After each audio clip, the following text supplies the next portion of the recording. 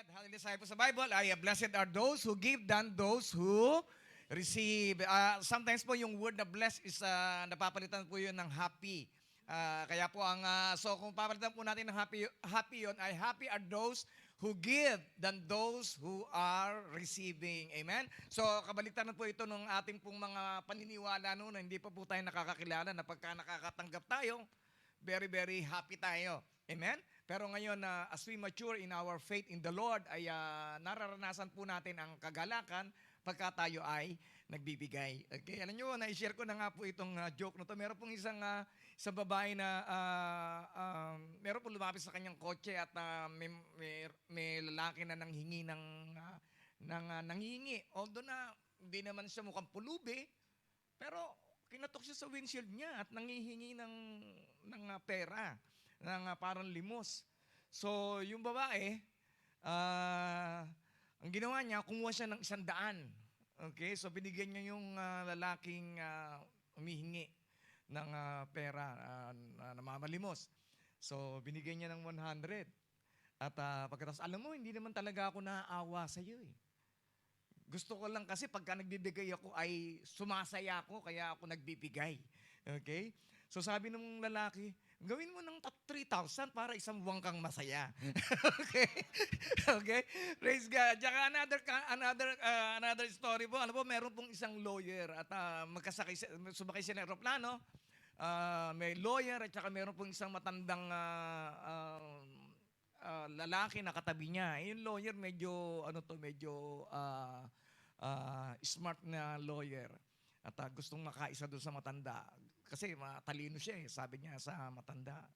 Kahit na medyo inantok na yung matanda, sabi niya doon sa matanda ay, ano tayo, maglaro tayo, mahaba pang biyahe natin. Hindi, inantok ako. Sabi niya. Pero makulit talaga yung lawyer. Sabi niya, hindi, gising ka. Maglalaro tayo. Simple lang yung laro. Tatanungin kita, pagka hindi mo nasagot, bibigyan mo ako ng $5. Pero pagka ikaw ang nagtanong sa akin at hindi ko nasagot, bibigyan kita ng $500. Kayo, okay ba kayo doon? Okay,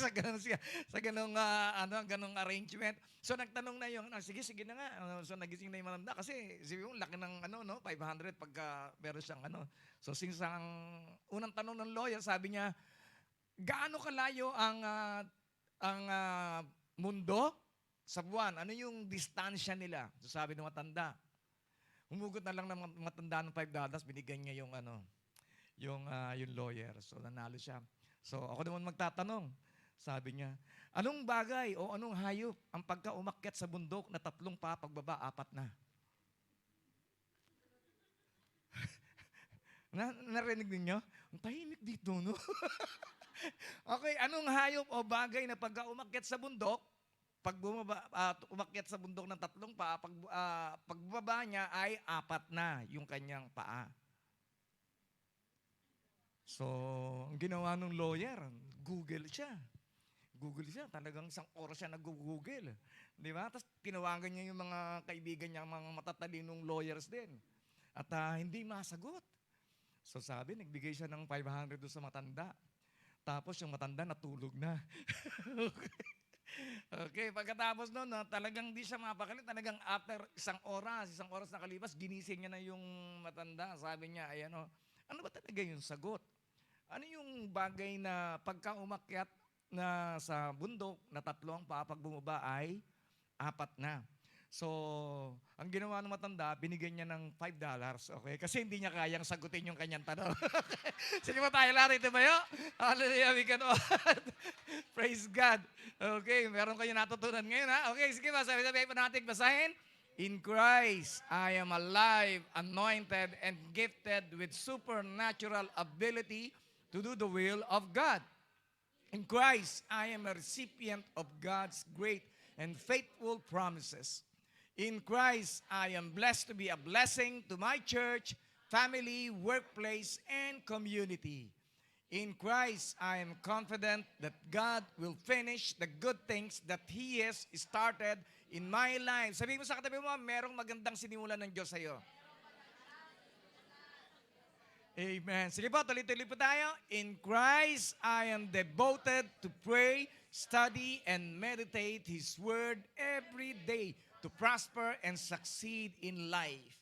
In Christ, I am empowered by the Holy Spirit to fulfill my God-given dreams and reach the fullness of my destiny. In Christ, I am protected, and no weapon of the enemy shall prosper against me, for Jesus' blood covers me. Kaya sabi mo sa katabi mo, COVID-free tayo. Okay, because we are covered by the precious blood of the Lamb, precious blood of Jesus Christ. Okay, so in Christ, I am forever grateful for His love, everlasting joy, divine peace, unlimited favor, and overflowing provision in my life and my family. I believe and declare I am abundantly blessed in Christ forever, and no one can change it. Today, I'm going to receive the seed of the Word of God. My mind will be renewed. My heart is I will get stronger, wiser, and better to live a life of victory, success, and significance, all for God's glory. And I declare that everything that you have said to yourself ay mangyayari sa inyong buhay. Amen? Hallelujah. Sige po, we can be seated in the presence of God. Hallelujah. As we continue to study about the kingdom of God, okay, so pinag-aralan po natin ang pagsaliksik, seek the kingdom of God above all else. So hanapin po natin ang ating pong kaharian ng Diyos, sa paghari ng Diyos sa ating buhay. Lahat ng mga bagay ay madadagdag sa inyo, madadagdag sa atin. Okay? Alam nyo po, kahapon, siyempre pagbukas, it's the usual way na palagi kong ginagawa, magbasa po ng Bible. Pero kahapon ay since naglinis kami nung Sabado. Okay, naglinis kami at maraming alikabok. Kaya yung aking lamesa, nilinis ko ng ilang beses. Pero kahapon, madumi na naman siya. So, ang nangyari tuloy, ang ginawa ko, instead na mag-devotion ako, ang unang ginawa ko ay nagbukas ako ng Taobao. Okay. Sabi ko, ano kaya yung magandang panlinis nito? At tinanayip ko ay desk vacuum cleaner. Okay? Yung pang lamesa lang, para ba maglinis yung lamesa. And then, pagkatapos, tagal-tagal ko ng na naghahanap, nagsisearch. Di ba? Pagka nagsisearch ka ng Taobao, di ba ganun din? Kung natatagalan ka na ng gusto, dahil pili ka ng pili kung anong bibili mo hanggang sa iba. Wala ka naman ding napili, di ba? Nasayang yung oras mo. Okay? So, katapos doon ay naupo ako sa sala. Ganun pa din. Hanap pa din ako. Pagkatapos doon, maya-maya, di ko namamalayan yung aso pala namin ay nandoon sa ilalim ng silya. At pag-usok ko ng silya, ayun, kinagat ako ng aso. Okay. So ano po yung lesson po natin? Ang lesson po doon, seek first the kingdom of God para hindi ka makagat ng aso. Okay? Amen? So praise God. At mabuti na lang at medyo maliliit lang yung kanyang ngipin. Okay? So praise the Lord. Last Wednesday po, we just want to have some review kasi po ang iba po sa inyo, hindi naman po nakaka-attend po na Wednesday. So nire-review po natin yung ating po mga pinag-aralan. That as a born-again Christian, we are now a kingdom citizen. Okay? Kaya po nakakatuwa po, hindi man tayo citizen, hindi man tayo American citizen, hindi man tayo Canadian citizen, hindi man tayo Macau citizen, tayo ay higit sa lahat, we are a kingdom citizen. At alam naman po natin, hindi po madali na maging citizen po ng isa pong bansa. Tama po? Hindi po madaling maging citizen ng Macau. Para ka maging citizen ng Macau, kinakailangan mag-asawa ka ng local. Okay?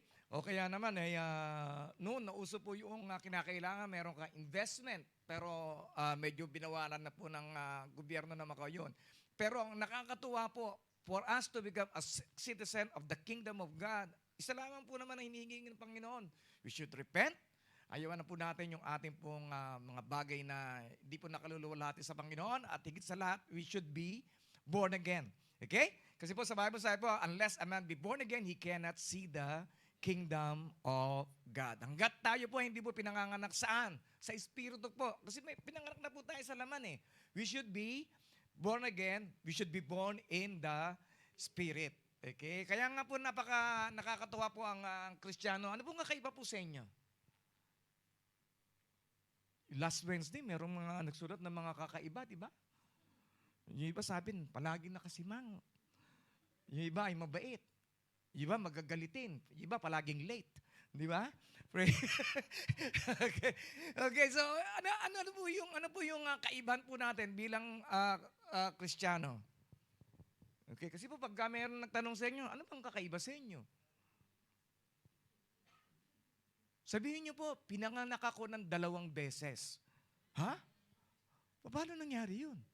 Di ba? So, pwede ka nang, meron ka ng pagkakataon para ipangaral ang mabuting balita ng kaligtasan. Amen? As a kingdom citizen, we have a duties and some responsibility. Meron po tayong mga bagay na dapat na gawin. Tama po, dito po sa Macau, hindi ka makapag-stay dito, wala kang ginagawa. Kinakailangan, meron kang trabaho, meron kang blue card para ka makapag-stay dito. Tama po, unless na lang that you are a citizen. Kaya po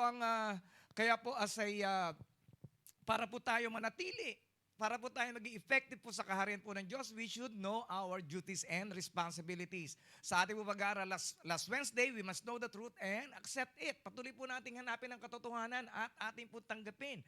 Minsan po ang katotohanan ay parang gamot, mapait, mahirap lunukin, pero kinakailangan po natin lunukin para po tayo gumaling, para po maging maayos ang ating pong buhay at magkaroon po tayo ng pagbabago. Amen? Sino po dito yung gusto talagang magbago? Amen. Hallelujah. Hindi lang po nagbabago ang ating pong mga damit, hindi lamang po nagbabago ang ating kilay, ang ating pong mga cutics, ang ating pong lipstick. Kinakailangan nagbabago rin ang ating pong puso. Okay? So, paano po mababago ang ating pong puso?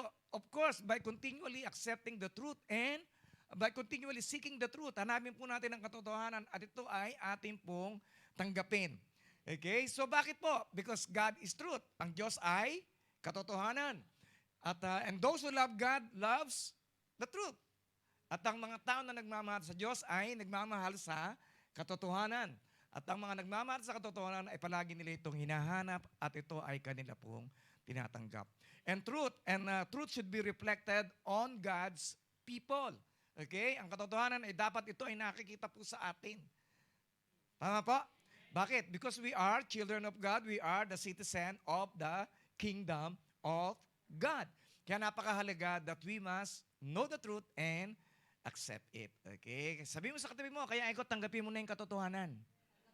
Na ikaw ay nilikha ng ayon sa wangis ng Diyos.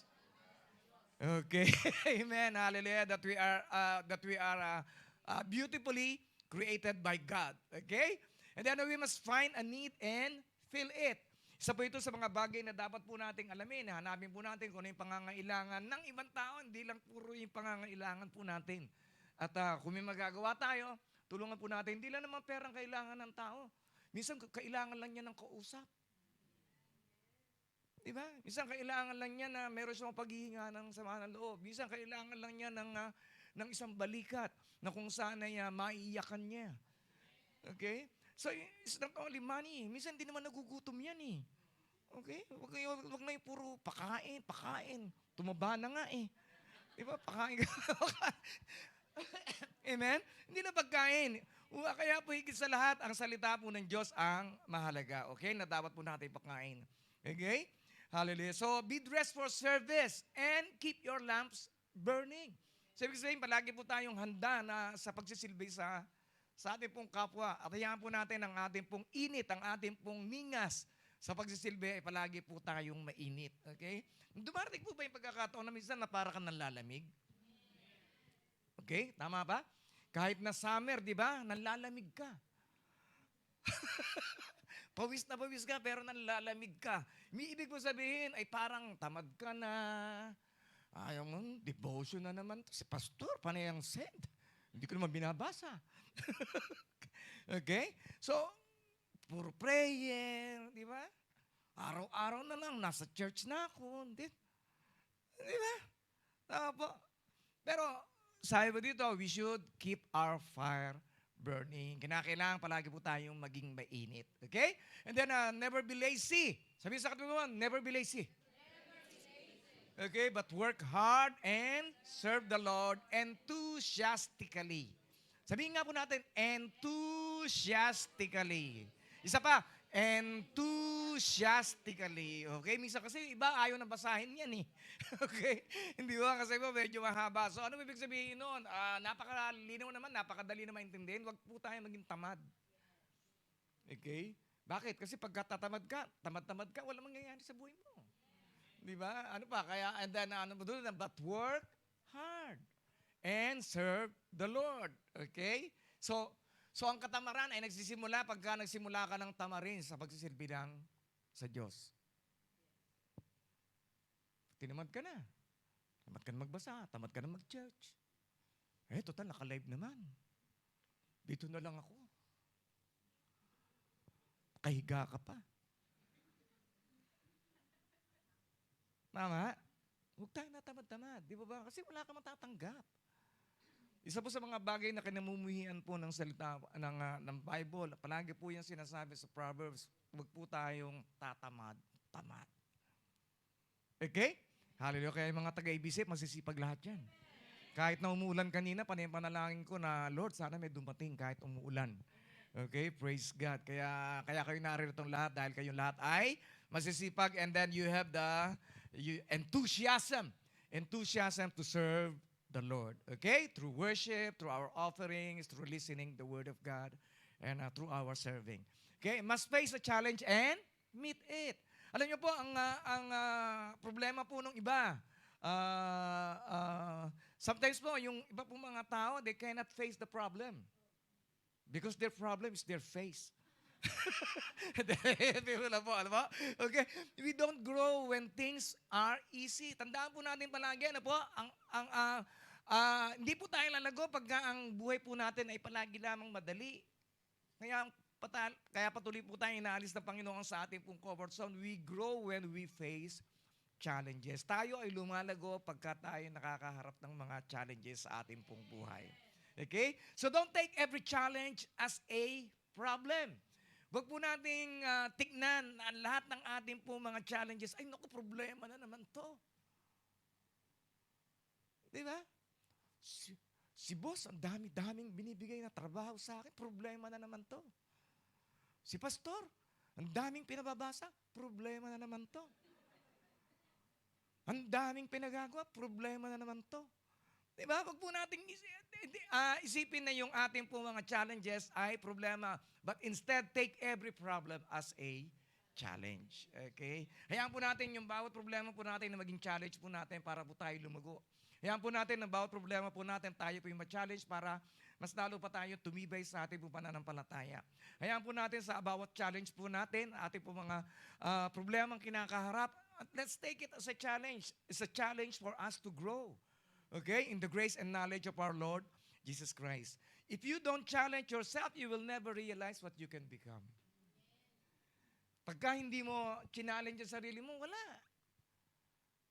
5 years from now, ganyan ka pa rin. You never challenge yourself to learn Cantonese. You never challenge yourself to learn new things. You never challenge yourself to grow in your faith. You never challenge yourself to serve. You never challenge yourself to pray. You never challenge yourself to talk to other people about your faith. Okay? So, ibig sabihin, kinakailangan, meron po tayong mga challenges na hinarap. Kaya yung problema mo, huwag mo nang isipin yun as a problem. Okay? Palagi po natin sabihin, ay, naku, may mga challenges ako. Amen? So, look at your problem as a challenge. And then, this is a challenge for you to grow. So don't make the most of every opportunity in these evil days. Don't act thoughtlessly, but understand what the Lord wants you to do. So ibig sabihin, gawin po natin lahat ng mga opportunity. Okay, in these evil days, gawin po, marami po tayong mga panahon para po tayo, may mga time na po ba tayo ngayon? Okay, kasi po, marami po mga na NPL, iba po, nabawasan na kanila pong oras, nagdagan ng kanila pong mga day off. It's the best time for us to grow our relationship with God. It's the best time for us to grow in our knowledge. Mas lalo pa tayo lumalim sa pagkakakilala po natin sa Kanya. Okay? It's the best time for us to read our Bible. Nabalikan po natin yung mga backlog po natin na mga babasahin. Joshua 15 na. Nasa Deuteronomy ka pa rin. Di ba? So balikan po natin para mabasa po natin, para makapag-ano po tayo sa ating pong journey. So either don't act thoughtlessly, wag ka lang halabira ka lang ng halabira. Di ba? Na kailangan mag-isip ka. Panginoon, is this your will? Ito ba ang nais mo sa akin pong buhay? Ito ba yung makakabuti sa aking kapwa? Ito ba yung makakabuti sa akin? Ito ba yung makakabuti sa aking pamilya? So, alamin po natin kung ano po yung nais ng Diyos sa ating pong buhay.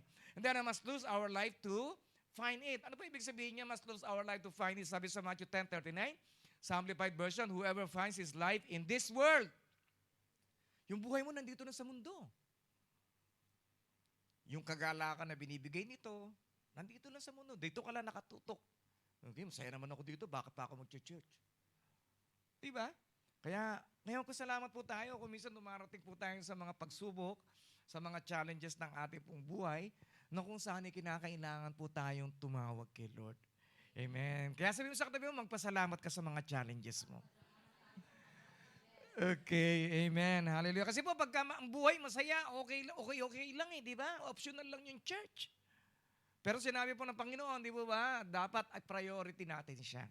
Siya po yung ating pong priority above our families, above our careers, above sa ating pong mga finances, sa ating pong mga businesses, sa love life. Okay? Dapat number 1 si Lord. Okay? Sa love life, number 1 pa rin si Lord. Okay? Okay, sabi ito, will eventually lose it through death. And whoever loses his life in this world for my sake will find it. That is life with me for all eternity. Okay, so praise God. So once again po, I just want to reiterate, ano po ba yung eternity? Ang buhay po natin, haba na kung umabot po tayo ng 100. Tama po? And I believe, maniniwala ako, iba sa inyo, ayaw nyo nang umabot ng 100. Tama po ba? Ay, gusto nyo lahat, umabot ng 100 o 120. Di po ba? Pero kung ikukumpara po natin sa eternity, 1,000 years, 1 million years, 1 trillion years, is not, hindi pa rin po sapat sa word na eternity. Kaya yung ating pong buhay, maikli lang. So ialay na natin kay Lord. Okay? Maikli lang naman eh. So sandali lang naman kung may mga challenges ka, di ba? Hindi naman tumatanggal yung mga challenges. Okay? There are evil days, but there are good days. Evil days? Good days. Ibig sabihin, maikli lamang po yung mga evil days, mas mahaba po yung mga good days sa buhay mo. Amen? Hallelujah. So, tanong po, why self-giving is reasonable? Bakit ba kailangan tayo magsakripisyo sa Diyos? Of course, number 1, unang-una sa lahat, we belong to God. By creation. We belong to God by redemption. Tayo tinubos ng Diyos. And then number 3 po, all good things belongs to the Lord. Lahat ng magagandang bagay ay sa Kanya nagmumula.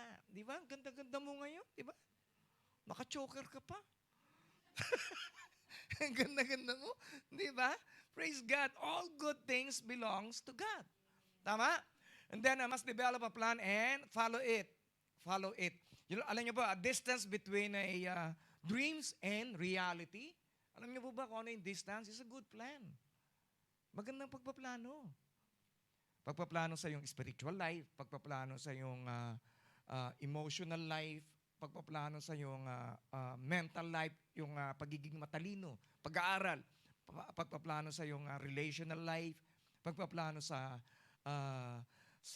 physical life, sa pag-exercise, sa pag-aalaga sa iyong sarili. Di ba? So, kinakailangan meron tayong plano para maabot po natin yung lugar na nais po nating maabot. Okay? Okay. Sino dito yung gusto maging malusog? Sino dito yung gustong maging hindi mataba, malusog lang ha? Okay, sino dito yung gustong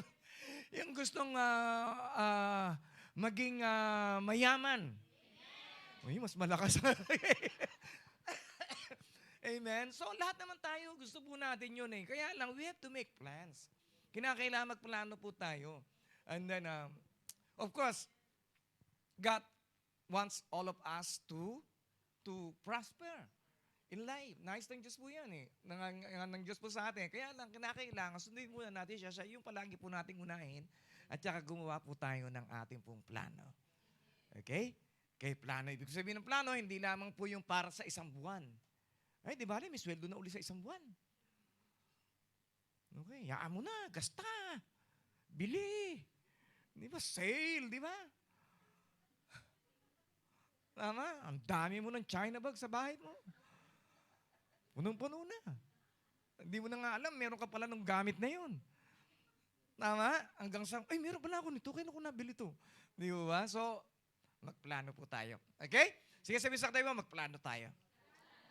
Okay? So, must discover God's will and obey it. So, God's desire, loving obedience. Tandaan po natin palagi, ano po, ang will po ng Lord sa bawat po sa atin, we need to, God desires a loving obedience. Hindi lamang po puro love. I love the Father, I love Jesus, I love the Holy Spirit. Pero, pagkatapos ng service, hindi naman talaga ganun nararamdaman ni Lord sa'yo. Di ba? Hindi lang naman puro obedience, na kung saan sumusunod ka nga, pero sama naman ng loob mo. Di ba? Giving na naman. Sige na nga. Di ba? God wants two things. Loving, obedience. Pagka sumunod ka, samahan mo na ng pagmamahal. Di ba? Pag nagmahal ka, samahan mo na ng pagsunod. Okay? So God's, and then ano pa ba? Then God desires worship. Ninanais ng Diyos na tayo po'y palagi po mag-worship po sa Kanya. Mag-worship, hindi lamang po awit-awit, hindi lamang po kanta-kanta. Okay? Ang worship is ang pag-aalay po ng ating pong isipan, ng ating pong mga sinasabi, ng ating pong buhay sa Kanya. Then God desires holiness. Okay? Ito medyo kinikilabutan tayo pagka narinig natin sa litong holiness. Okay? Praise God. We are holy. Why? Because we are already clean by the blood of Jesus. We are holy. Why? Because the Holy Spirit is in you as in me. Okay? Because without the Holy Spirit, we will never be holy. Okay? Kaya napakahalaga that we should always be acknowledging the very presence of the Holy Spirit in our lives. Okay? Nandiyan po ba kayo? Okay, praise God. So must find our talent and share it. Alam niyo po, napakarami po mga talentong binigay po sa mga Pilipino, lalo sa atin. Iba ba kaya nga po iba pong mga nationality, yung Singapore nakakilala ko, bilib na bilib siya sa mga Pilipino. Merong beauty, nagiging Miss Universe. Di ba? Nagiging nananalo sa mga beauty pageant, magaling sa boxing. Lately, nanalo sa, ano bang napanalo na nung weightlifting. Iba, who knows, one day, kayong mga babae dito, maging weightlifter din kayo one day.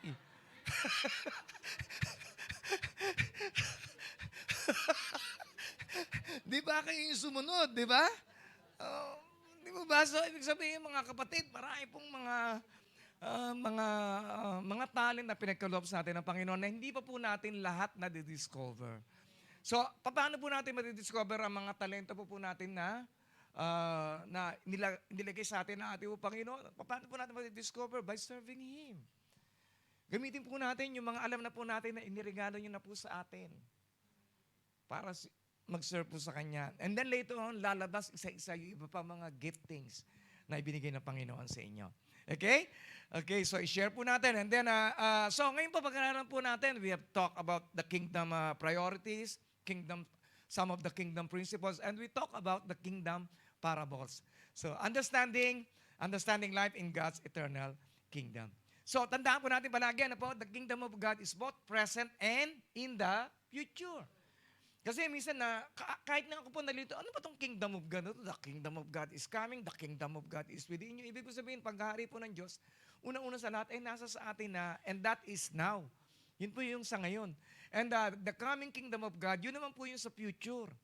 Yung talagang physical na darating ang ating po Panginoon para po siya ay maghari po sa atin. Okay? So ngayon, tanong naman po, what is a parable? A parable is an earthly story with heavenly meaning. Parable. Ibig sabihin, ano ba sa Tagalog parable? Alamat? Hindi naman alamat no? Parabola. Okay. Ha? Ayun, mga talinghaga. Talagang lumalabas yung mga makakata. Okay, sa lugar na ito. So, the parable, tulad ng halimbawa, asin. Wala namang asin sa langit, di ba? It talks about bread, it talks about salt, it talks about candle, it talks about light, it talks about lamp, it talks about sheep, it talks about seeds, farmer, di ba? Yan po yung mga, kanya pong mga yung mga talingaga na sinasabi po natin po, Panginoon. They illustrate truth and makes it clear by comparison with something that is already familiar. Okay? Kasi po, kung puro heavenly things lang po yung sasabihin po ng Panginoon, hindi po natin maunawaan. Kaya kumukuha po siya ng mga illustration sa buhay po natin ngayon para maunawaan po natin ang ibig po niyang sabihin ng paghahari sa kalangitan. Okay? So, bakit po niya kaya inahayag ito na ba't kaya hindi na lang siya magsabi ng maintindihan ng lahat ng tao?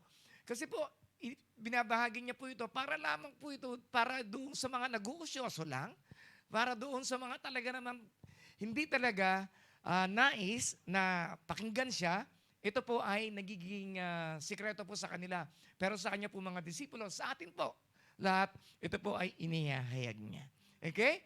Kaya pag-aralan po natin, ito po mga parables ng ating po Panginoon. Sabi niya dito sa Matthew 13:3, He told many stories in the form of parables, such as this one. Listen, a farmer went out to plant some seeds. Okay? So, the parable of the sower does not begin with the kingdom of heaven is like.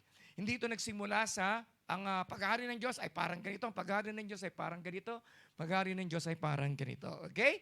And then as he scattered them across his field, some seeds fell on the footpath and the birds came and ate them. So, nangyari po ba yun?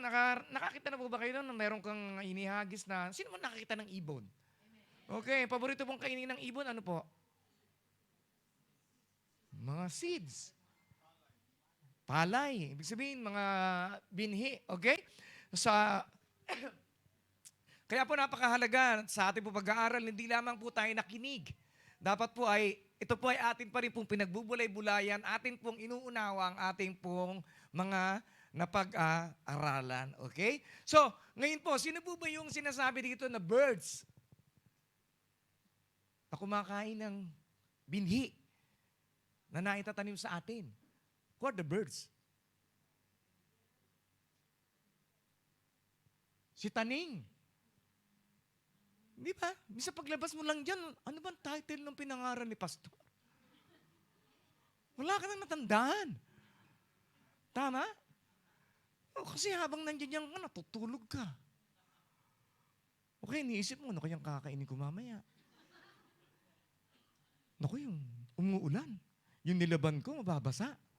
Hindi po ba? So, ibig sabihin, mga kapatid, napakahalaga na pagka narinig po natin, wag lamang po nating narinig, kinakailangan ito ay pinagbubulay-bulayan pa natin.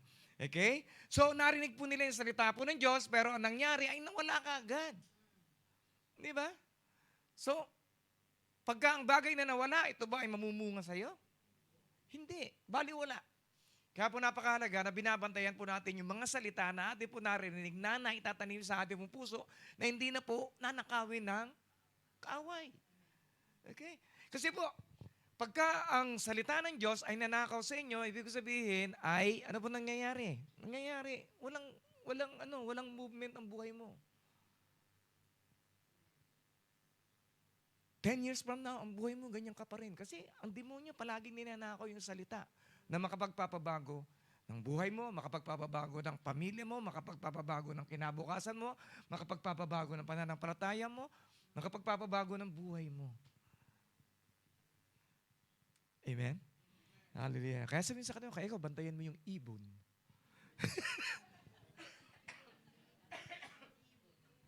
Amen. Okay. Ibon po sa, itlog pa lang yun, tama ba?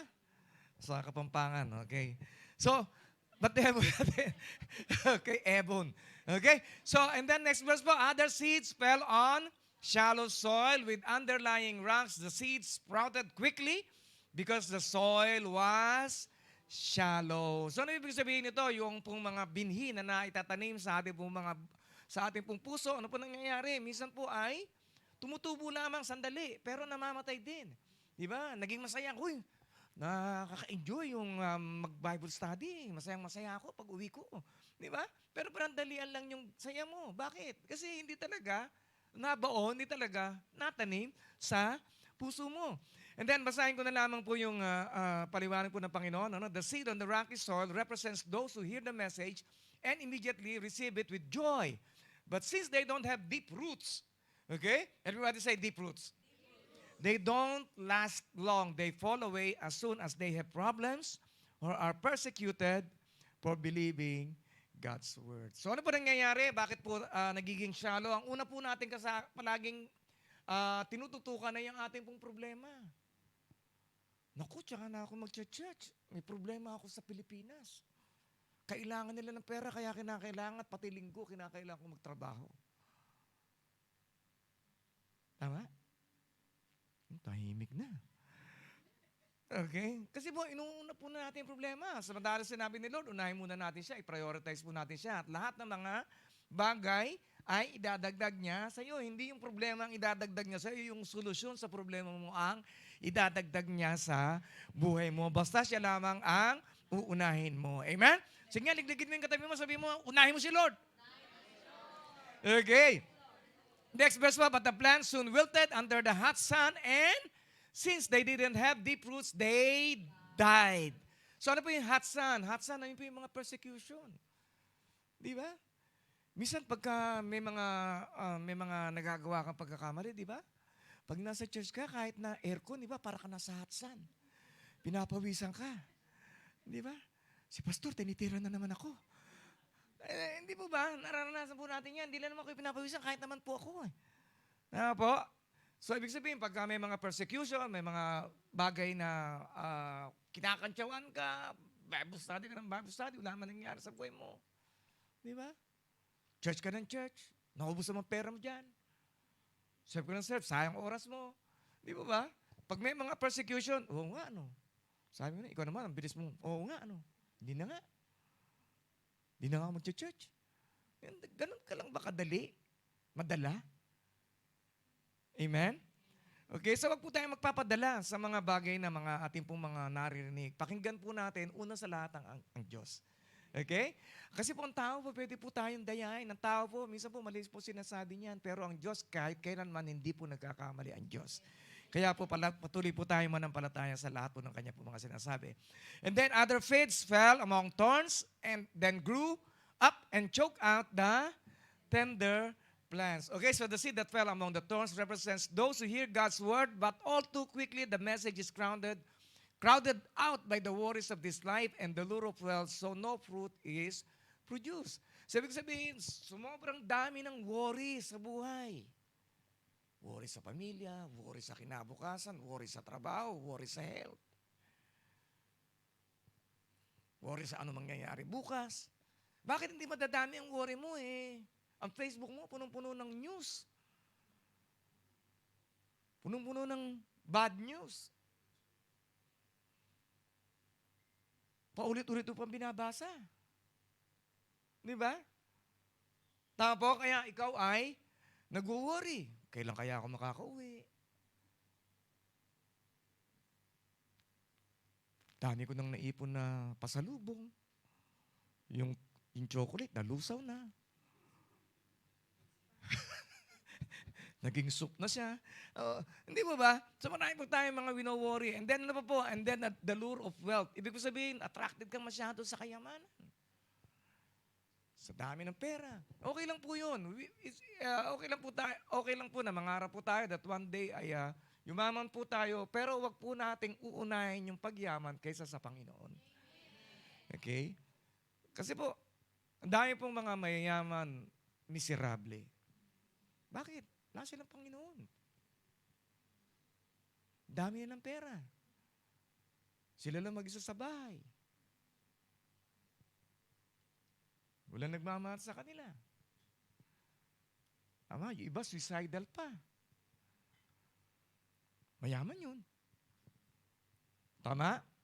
So mas maganda, Panginoon na muna. Okay? Unahin muna natin siya. Okay? Kasi pagka inuna mo siya, lahat naman ibibigay niya sa iyo. Unahin kanyang bigyan, siyempre yung joy. Yung mga inner treasure na pinagkakalupan ng joy, ang kagalakan, kapayapaan, di ba? Di ba? Payapang-payapa tayo. Sarap ng tulog mo sa gabi. Di ba? Hindi mo na kinakailangan magbilang ng tupa. Pagiga mo pa lang, tulog ka na. Okay? It's a gift. Okay? Kapayapaan, nagmumula kay Lord. And then still other seeds fell on fertile soil. Ano ba yung fertile soil? Yung matabang lupa. And they produced a crop that was 30, 60, and even 100 times as much as had been planted. So ibig sabihin, yung puso mo, yung puso po natin na matataba, di po ba, one day mamumunga ka ng 30. Mamumunga ka ng 60, ng mga 100. So ganoon din po ako. During the time na nakakilala pa lang po ako, I believe and ang puso ko po ay mataba. Okay? Mataba ang puso. Sabi mo nga sa tabi, mataba ang puso ko. Okay, amen. Nataniman ng salita po ng Diyos. And now, look at you, di ba? Namunga na po. Okay? At ganoon din po ang bawsa po sa inyo. One day, kayo rin po ay mamumunga ng mga kaluluwa na susunod po sa ating Panginoon upang mapalawak panlalo ang kanya pong kaharian dito sa lupa. Amen? So, ngayon po, ano po yung ating pong takeaway? Ano po yung ating pong lesson na matutunan dito? The plan of the sower. Ang plano po ng nagtatanim. Ang nagtatanim po ng kanyang salita, ang nagtatanim ay walang iba kundi ang ating pong Panginoong Jesucristo. Okay? At ang seeds at ang butil ay ang kanyang salita. Okay? At ang lupa ay ang ating pong puso. Kaya kung ang Panginoon, ang kanyang tanim ng salita ay pumasok sa ating pong matatabang puso, one day, ikaw ay mamumunga. Okay? You will be fruitful. Not only the fruits of the Holy Spirit, but the fruits of souls. Mga kaluluwa na maliligtas dahil sa natanim na sa iyong puso. Okay? So the sower's intention of sowing seed is to have a harvest. So ganun lang naman po yun eh. Ako po, bakit ba ako nagtatanim, naghahasik ng salita po ng Diyos? So that one day I will have a harvest. Ano po yung harvest ko? The harvest of soul. Ano po yung kagalakan po ni Pastor? Change lives. Mga buhay na binabago. Mga buhay na nagmamahal sa Diyos. Mga buhay na kung saan ay nag-worship sa Kanya sa Espiritu at katotohanan. Yung mga buhay na kung saan ay nababago. Na dati walang-wala, pero ngayon ay punong-puno na. Di ba? Na dati walang pera. Palaging zero balance. Ngayon, meron ng million sa bangko. Amen. Okay, sabi mo, akin yun. Okay, amen. Hallelujah. Praise God. Okay, kasi po, bakit? Kasi sigurado ko once na nagtiwala kayo sa Diyos, mga maliliit na nahawak ninyo, pagkakatiwalaan kayo na malaki. Salita ni Lord yun eh. Di po ba? Hindi naman po siya magsisinungaling. Kaya kung mapagkakatiwalaan niya tayo sa oras, mapagkakatiwalaan niya tayo sa mga maliliit na bagay na ating pong ginagawa, one day pagkakatiwalaan ka ng Panginoon ng mas malaki. Okay? Mas higit pa sa iyong inaasahan. And then, he expects to reap a profit from the crop he is sowing. Di ba? Para ba yung mga nagbi-business po yan, hindi ka naman magbi-business. No, magbi-business ako para malugi. Mga magsasaka, ganun din, di ba? Maghapon sa taniman. Di ba? Walang siklib yung kalabaw. Palagi nag-aararo. Okay? Di ba? Bakit? Kasi, he is expecting that one day he will reap something. Na siya ay tutubo. So, ganoon din po ang Panginoon. Hindi po sayang ang buhay ng Panginoon. Amen? Dahil nakikita niya na sa lugar na ito ang kanya pong mga ani. Okay? At ang aning yun ay walang iba kundi kayo. Okay? Praise God. So para wag pong manakaw ng mga ibon, ng kaaway, ni taning, ang mga naibibinhi, na itatanim na binhi sa ating po mga puso, ito po ay ating po alagaan. Alagaan po natin, diligan po natin ng pananalangin. Palagi po natin pagbulay-bulayin. Okay? Para po lumago siya, and then at the same time, ang ating po Panginoon ay maluluwalhati sa kanya pong harvest. Okay? Praise God. And then, the potential of the seed. Pagka, isang butil, ang isang buto, habang hawak mo yan, walang silbi. Mananatili lang po siyang isa. Pero pagka siya ay pinawalan mo na, pinaubaya mo sa matabang lupa, one day, magugulat ka na lamang, ito ay namumunga na. Okay? So, ganun din po tayo. Sa pagtatanim po natin ng oras, parang isip natin, di ba? Sinasabi ng mundo, sayang oras mo dyan. Pero sa atin, bilang mga Kristiyano, hindi. Nag-i-invest ako ng oras para sa Panginoon. Okay?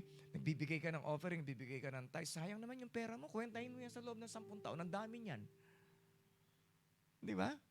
Pero alam mo na ikaw ay nag-i-invest sa kaharian ng Diyos at one day you will harvest. Okay? Parang, hindi naman po namin sabihin ito kung hindi po namin ginawa eh. We sow. At ang harvest po namin, hindi lang po kami, maging ayon po mga anak. They are harvesting sa kanila po mga career. Okay? So, patuloy ang promotion po nila. Pao po, promoted sa work. Si JJ, promoted this year. Okay? So, ibig sabihin mga kapatid, hindi lamang po para sa atin. Kung mahal ninyo yung anak ninyo, simulan ninyo sa inyo. Simulan ninyo sa inyo. Kasi kayo ang gagayahin nila eh. Okay? Huwag lang yung puro padala ng pera. Nay, kailangan ko ng gadget. O sige anak, padadalang kita. No, bigyan po natin sila ng magagandang aral. Taniman po natin sila ng salita ng Diyos sa kanila pong mga puso para po sila ay one day, sila po ay mapaayos po ang kanila pong buhay. Okay? Palagi po natin tandaan, ano po, there is always a potential in the seed. Ano po yung ating pong mga seed? Oras. Okay? And then pag-aaral. Pananalangin. Pananalangin sa seed. Hindi ka nakakatanggap. Bakit? Hindi ka humingi. So it's a seed. Tama po? Kaya yung maraming mga hinihingi, maraming matatanggap. Okay? Kaya sabi sa kanila mo, kaya ikaw, simulan mo na. Amen? Simulan na po natin. Hingi tayo na marami kay Lord.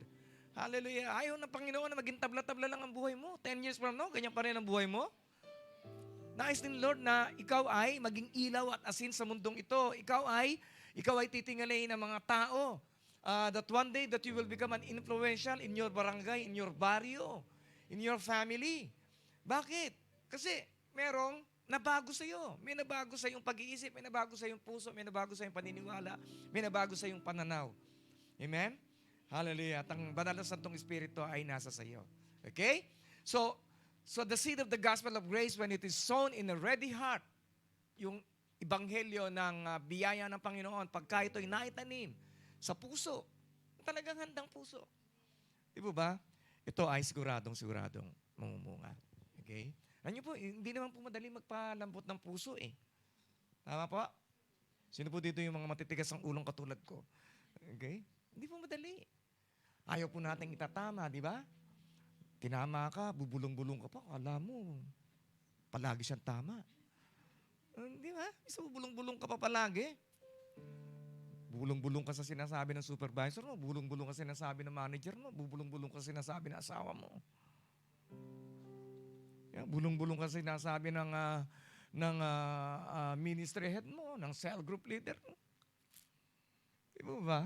Tama po? Yung mga nakangiti, bubulong-bulong palagi yan. Okay?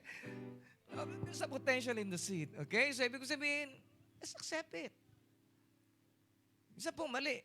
Alam niyo po yung mga tao pong hindi po na mahirap itama, full of pride. Tigas ang puso. Pero, the moment na lumambot na po yung ate pong puso, nakataniman ng salita ng Diyos, sigurado, ay magiging masayahin ka na. Okay? Hindi ka na palagi nakasimango. Yung kilay mo hindi palagi nakadikit. Okay? Praise the Lord. Okay? So there's a potential in the seed. So yung mga maliliit na bagay na ating ginagawa sa Panginoon, okay lang yan. Okay? Taga-salansan ka lang ng silya, okay lang yan. Di ba? Taga-kamay ka lang, okay lang yan. One day, God will recognize what you are doing in His kingdom.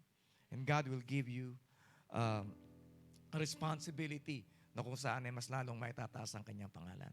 So, palikan lamang po natin, ano po? Saan po natanim yung mga seed? Unang-una sa lahat, sa footpath. Ano po yung footpath? Ito po yung daanan ng tao. Di ba? Kaya hindi po siya namumunga. And then, yung ikalawa po, yung rocky soil. Natanim siya doon. Pagkatapos naman ay hindi siya tumubo kasi napakaraming mga bato. Yung mga bato, yun po yung mga problema po ng mga buhay. Okay? Natanggap ng may kagalakan pero wala namang lalim, wala siyang roots. Okay? Wala rin. Namatay din. And then yung thorns, ano po yung nabato, yung binhi na nabato sa thorns, yun po yung punong-puno ng worries ang buhay. Di ba ba? Pati problema ng kapitbahay niya, pinoproblema. Di ba ba? Daming problema. Okay, palaging nakatutok doon sa problema, parang ang mundo ay umiikot na lang sa kanya. Hindi mo ba alam ang problema ko? Bakit ikaw lang may problema? Tama po, meron pong ganun eh. Para bang nakikita nila palagi yung kanila pong problema, pero yung problema ng ibang tao, hindi po nila nakikita. Okay? Yan po yung nangyayari pagka minsan kulang na kulang po tayo sa pagpasalamat. Kaya po palagi ko pinagdidiinan sa inyo. Every morning. Sino po dito yung gusto talaga magbagong buhay ninyo? Every morning. Napakasimple lang naman. Every morning, pasalamatan nyo siya. Makatulog ka lang maayos, pasalamat ka. Nagising ka, pasalamat ka. Di ba ba? One day, isang practice, nagawin po natin. Nakareceive ka ng blessing, nakareceive ka ng problema, palaging magpasalamat. Okay? And then, ano pa po? And then, ang nakakatawa po, yung good soil. Okay? Represents those who truly understand God's Word. So, it's not enough. Hindi po sapat na kikinig lang tayo, hindi po sapat na nagbabasa lang tayo. Kinakailangan, inuunawa po natin. Pagkatapos po natin maunawaan, apply po natin sa ating pong buhay. Alam ko, it's not easy. Di ba madali? To prepare a message every Sunday and every Wednesday, it's not easy.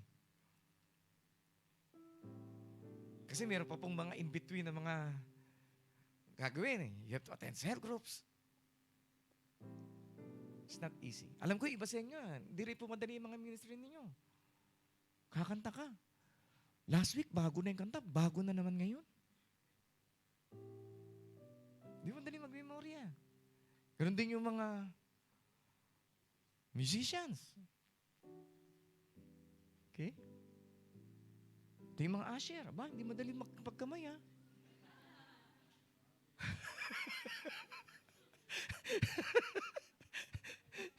Okay. Praise the Lord. Pero, purihin ng Diyos, sa bawat pagsishare po natin sa ating po, Panginoon, meron pong nadadagdag na pabuya ang Panginoon. Then at the same time, promotion, and then yung blessing ng Panginoon na nadadagdag. Okay? So, praise God. So sa last verse po, anyone with ears to hear should listen and understand. Sino po dito walang tenga? Okay? So, lahat tayo meron tenga. Tama po?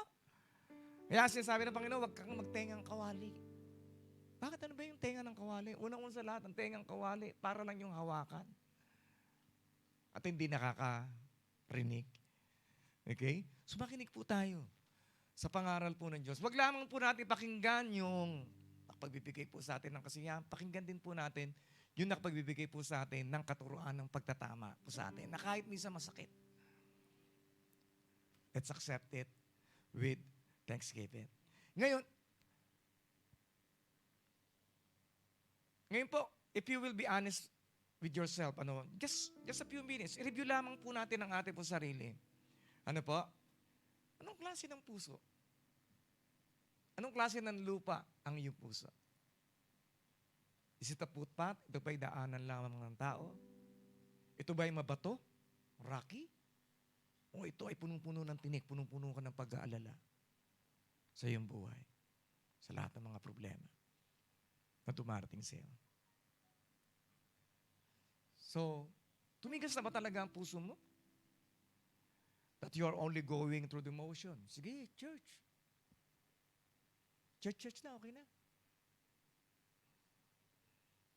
Isa po sa duties natin as a kingdom citizen, kinakailangan panatiliin po nating malambot ang ating pong puso para patuloy na mataniman ng salita ng Diyos.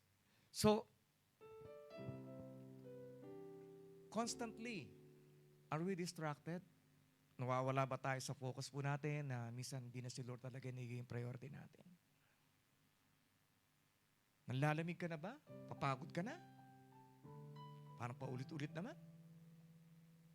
Nainip ka na ba?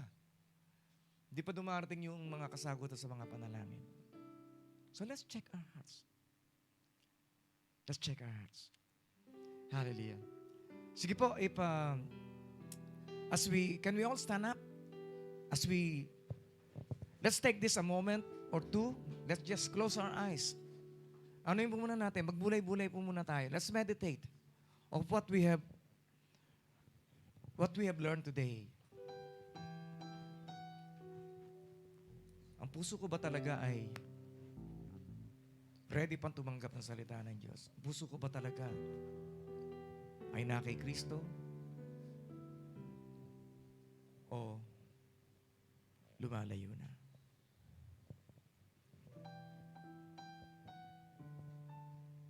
Hallelujah.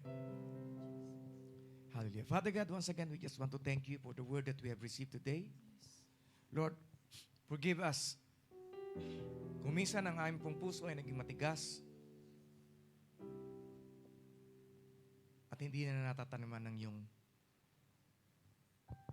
banal at papagpalang salita. Lord, I've been a Christian for a long time pero parang hindi ko pa nakikita ang bunga sa aking po mga buhay. Baka, Panginoon, meron pang mga bagay na hindi ko na isusuko sa iyo. Baka masyado ako nag-aalala sa aking kinabukasan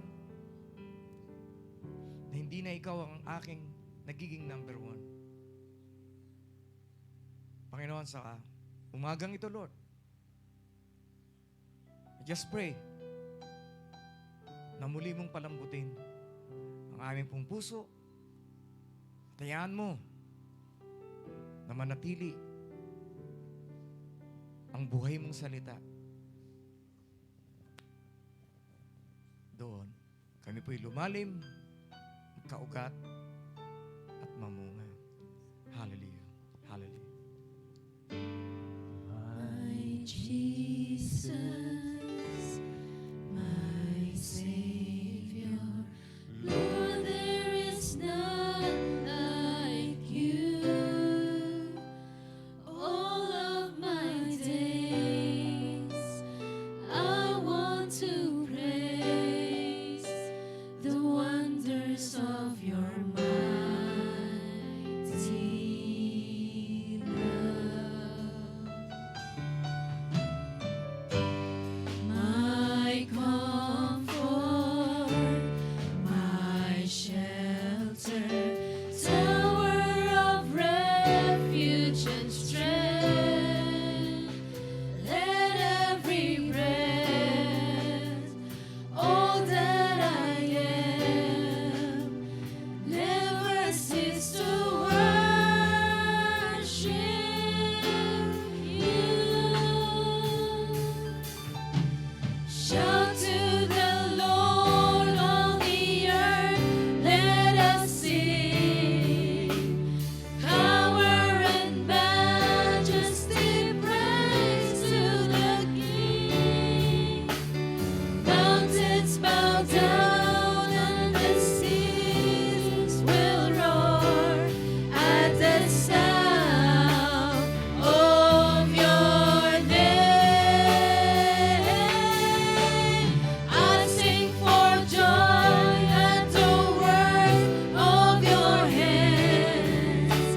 Forever I love you, forever I stand. Nothing compares to the promise I have in you. Hallelujah. Hallelujah. Hallelujah. Hallelujah. Hallelujah. Let's all lift up our hands unto God. Hallelujah. Panginoon, once again, Lord God, we just want to thank you, Lord God, for the message that we have received today. Maraming salamat, Panginoon, dahil ginising mo kami sa katotohanan. Na kailangan namin, Panginoon, na ihanda ang aming pong puso palagi upang ito'y maging matabang lupa na mataniman ng iyong banal na salita. Lord, remove from us, Lord God, any form of pride. Kung noon, Panginoon, hindi ikaw ang naging priority ng aming pong buhay, Lord. Starting today, we decided that you will become our priority. Hallelujah. Upang ang buhay po namin ay mas lalo pang maging mabunga dahil sa iyong kaputihan, dahil sa iyong biyaya, dahil sa iyong mga pagtatama sa amin. Hallelujah. Lord, help us, Lord God, not to think of all problems, oh God, at all times, but think of it, Lord God, as a challenge for us to grow in our faith, to grow in our love, to grow, Lord God, in our service unto you. Hallelujah. Hallelujah. Continue to change us, Lord God, from glory to glory. Change the way we think. Change the way we feel. Change the way, Lord God, we perceive things. Patuloy mo baguhin, Panginoon, na ay po mga pananaw. Ang aming pong mga maling paniniwala, palitan mo ng mga tamang paniniwala na sa salita mo lamang nagmumula. Hallelujah. My Jesus, my Savior, Lord, there is none like you. All of my days, I want to praise the wonders of your mighty love. You're my comfort. My comfort, my shelter, tower of refuge and strength. Let every breath, all that I am, never cease to worship you. Shout to the Lord, all the earth, let us sing. Power and majesty, praise to the King. Mountains bow down and the seas will roar at the sound of your name. I sing for joy at the work of your hands. Forever I love you, forever I'll stand. Nothing compares to the promise I have in you. Hallelujah. Hallelujah. Sige po, let's all lift up our hands once again unto God. Hallelujah, hallelujah, hallelujah. Lord, I pray, Lord God, for everyone that is in this place right now. Maging aming pong online viewers, O Lord. I pray, Lord, kung sino man pong meron pong sakit, O Lord, hallelujah, I just declare, Lord God, healing, O Lord. Continue, Lord God, to provide them, Lord, everything that they needed. Especially, Lord God, in these seasons, O Lord. Hallelujah. Hayaan mo, Panginoon, na huwag mawala ang kanilang pong pagtitiwala sa iyo. Sa bawat araw na dumaraan, hindi po namin itutok ang aming pong paningin sa problema, kundi amin lamang pong itutok ang aming paningin sa iyo lamang, na siyang nagbibigay ng lahat, na siyang nagpapagaling ng sakit at karamdaman, na siyang aming buhay. Hallelujah. Hallelujah. May the grace of the Lord Jesus Christ, the love of God, and the fellowship of the Holy Spirit be with you all. May the Lord bless you and keep you. May His face shine upon you and give you grace. Shalom, peace. Maraming salamat, Panginoon, sa iyong banal na salita na siya patuloy na magpapabago sa amin. Lord, patuloy po namin itatanim ang iyong salita sa aming pong mga puso at ito po ay amin pong iingatan upang hindi po kami malinlang, hindi po kami manakawan ng pagpapala ng kaaway. Hallelujah. Hallelujah. Declare, Lord God, this day, Lord God, as a victorious day because your presence, your love, your goodness, your blessings, your favor is upon your people. In the name of Jesus.